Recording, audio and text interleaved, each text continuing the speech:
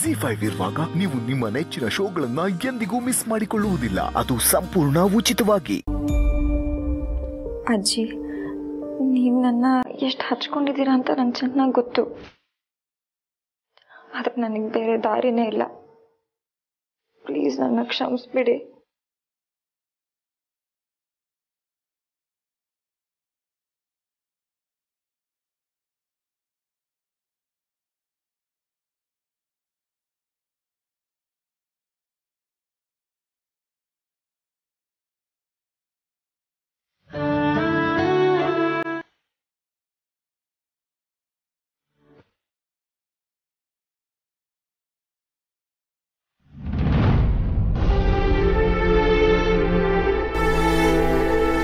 ಯಾಕೆ ಮನಸ್ಸು ಒಳಗೆ ಇಷ್ಟೊಂದು ಸಂಕಟ ಆಗ್ತಾ ಇದೆ? ಯೂಶಲಿ ಲೀಲಾ ಯಾವ ಥರ ಪ್ರಾಬ್ಲಮ್ನಲ್ಲಿದ್ದರೆ ಈ ಥರ ಅನ್ನಿಸ್ತಾ ಇತ್ತು. ಇವತ್ತು ಹಾಗೆ ಅನ್ನಿಸ್ತಾ ಇದೆ ಅಂದರೆ ಲೀಲಾ ಯಾವ ಥರ ತೊಂದರೆಯಲ್ಲಿ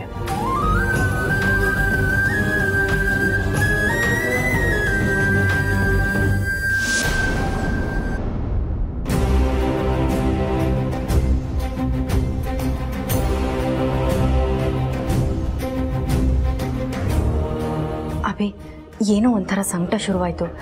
ನೀವು ಯಾವುದೋ ತೊಂದರೆಯಲ್ಲಿದ್ದೀರಾ ಅಂತ ನನಗೆ ಫೀಲ್ ಆಯಿತು. ಅದಕ್ಕೆ ನೋಡ್ಕೊಂಡು ಹೋಗೋಣ ಅಂತ ಬಂದೆ. ಇಲ್ಲ ಅಂದ್ರ ನಾನು ಓಕೆ ಆಗಿದ್ದೀನಿ, ಏನೂ ಪ್ರಾಬ್ಲಮ್ ಇಲ್ಲ. ಇಲ್ಲ ಅಭಿ, ನನ್ನ ಮನಸ್ಸು ಯಾವತ್ತೂ ಸುಳ್ಳು ಹೇಳಲ್ಲ. ಹಾಗೇನಿಲ್ಲ, ಯಾಕೋ ನಿದ್ದೆ ಬರಲಿಲ್ಲ, ಅದಕ್ಕೆ ಎದ್ದು ಬಂದೆ ಅಷ್ಟೇ. ಓಹ್ ಹೌದಾ? ಹಾಗಾದರೆ ನಿದ್ರೆ ಬರೋವರೆಗೂ ನಾನು ನಿಮ್ಮ ಜೊತೆ ಇರಲ್ಲ. ಆ್ಯಕ್ಚುಲಿ ಥ್ಯಾಂಕ್ ಯು, ಬಟ್ ನಾನೀಗ ಮಲ್ಕೋತೀನಿ, ನೀನು ಹೋಗಿ ಮಲ್ಕೋ. No problem. ಸರಿ ಅಭಿ, ಏನಾದರೂ ಇದ್ರೆ ಕಾಲ್ ಮಾಡಿ, ಇಲ್ಲ ಅಂತರ ಅಂತಕ್ಕೆ ಹೋಗಿ ನಾನು ಬಂದ್ಬಿಡ್ತೀನಿ.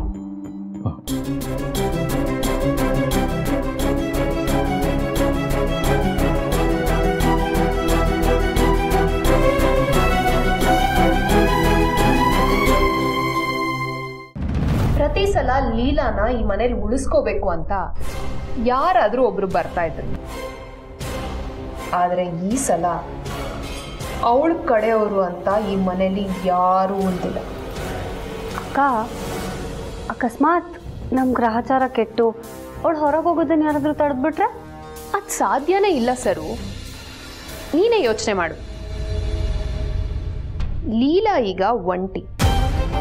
ಅವಳಾಗೆ ಎಲ್ರೂ ನಮ್ಮೋರು ಅಂತ ಹೇಳ್ತಾಳಿಯೇ ಹೊರತು ಲೀಲಾ ನಮ್ಮವಳು ಅಂತ ಹೇಳಕ್ಕೆ ಈ ಮನೇಲಿ ಯಾರಿದ್ದಾರೆ? ಹಾಗಿದ್ರೆ ಈ ಸಲ ಅವಳನ್ನ ತಡೆಯೋದಕ್ಕೆ ಯಾರೂ ಇರೋದಿಲ್ಲ ಅಂತೀರಾ? ಹಾಗೊಂದು ವೇಳೆ ಅವಳನ್ನ ಈ ಮನೆಯಲ್ಲೇ ಉಳಿಸ್ಕೋಬೇಕು ಅಂತ ಯಾರಾದರೂ ಪ್ರಯತ್ನ ಪಟ್ರೆ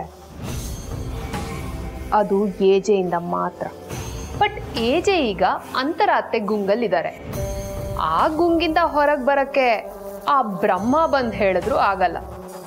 ಸೊ ಲೀಲಾ ಹೊರಗೆ, ನೆಮ್ಮದಿ ನಮ್ಗೆ. ವಾವ್! ಜಿ5 ಆಪ್ ಡೌನ್ಲೋಡ್ ಮಾಡಿ ಎಲ್ಲಾ ಸಂಚಿಕೆಗಳನ್ನು ಸಂಪೂರ್ಣ ಉಚಿತವಾಗಿ ನೋಡಿ.